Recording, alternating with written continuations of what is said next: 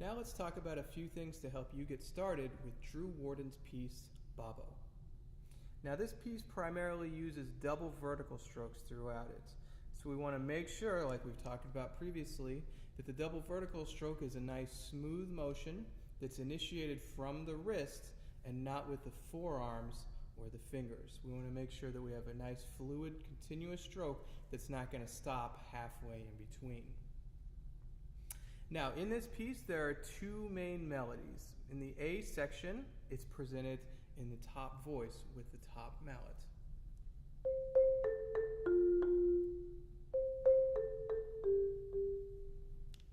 Now, when that's the only mallet playing, it's not going to be hard to hear because that's the only mallet that's playing. When the other voices come in, we want to make sure that we have a continuation of that melody. And the way we're going to do that is by bringing out the hand that the melody is in. In the case of the A section, it's going to be the right hand. So when the other voices come in, we want to play that right hand just a little bit louder so that we still hear the melody and the other voices act as a support.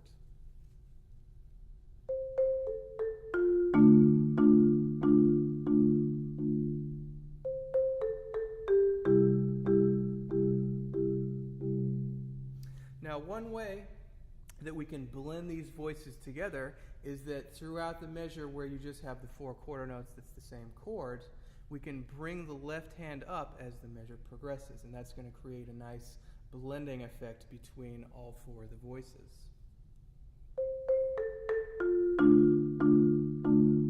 And it's going to bring out those bottom voices. Now in the B section, the melody is going to switch from the top voice to the bottom voice. So we want to make sure that we're going to play the left hand just a little bit louder than the right hand so that that melody can come out and won't be overtaken by the other voices.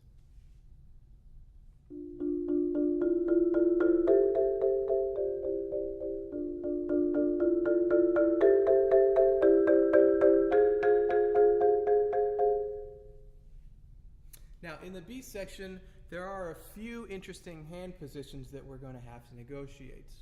Probably the most difficult one is in measure 29, where in the bottom voice we have a G, followed by a B flat, followed by an E flat in the right hand, and finishing up with an F.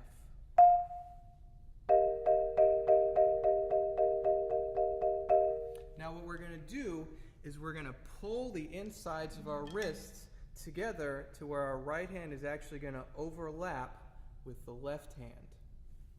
So with the mallets in hand, it will look like this. And what that's going to do is that's going to pull the outside mallets back towards you to where you're not playing on the strings on the lower manual. So if we just keep the hands not overlapped, you're going to have the two inside mallets on the edge of the bar, which is going to create a nice full sound, with the two outer mallets playing on the strings. Now if we pull the wrists together with the right hand overlapping it, now the outside mallets are going to be a little bit closer to the center. They're not going to be where you would want them to be, but we're doing the best that we can, and create a fuller, more consistent sound between all the voices. Once again, here's over the strings. Here's pull together.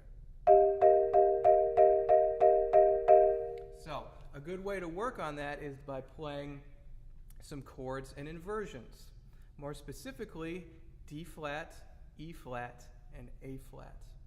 Now when you play the D flat chord in its root position, you have D flat, F, A flat, and then D flat on the top. But when you go into the first inversion, you're going to have F, A flat, D flat, and F in this position.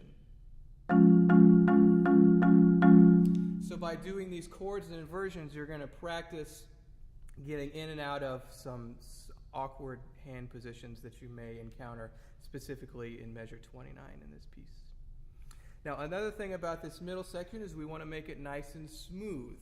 Each measure is just the same chord in quarter notes, so that we want to make sure that those chords don't sound monotonous. So each quarter note, each beat, should be leading us to the next chord.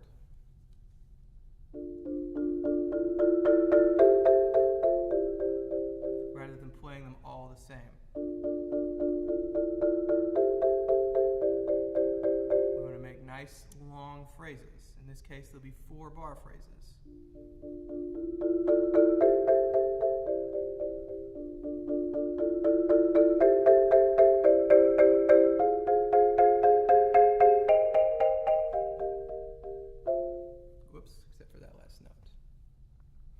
Another thing to keep in mind, that the A section will repeat itself a couple of times. You're going to have it twice before you have the B section, and then it will come back again at the end of the piece. Make sure that when you're playing this, you're being considerate and you want to change these sections up a little bit. You can use dynamics, maybe play the second one a little bit louder and then the last one a little bit softer. You can also use tempo. So maybe the one you want to bring out maybe is a little bit slower or a little bit quicker. The key is that you want to make sure that each one is just a little bit different so that your audience stays engaged. Now, I'm using 3 medium hard mallets and a little bit softer mallets. I like to use a little bit softer mallet in the bass so that the lower you go, it doesn't get too bright for those larger bars. I'd like to say thank you to Drew Worden for writing this piece for me. I've really enjoyed it. Thank you very much, and I hope you'll enjoy it, and I hope these tips will help you out too.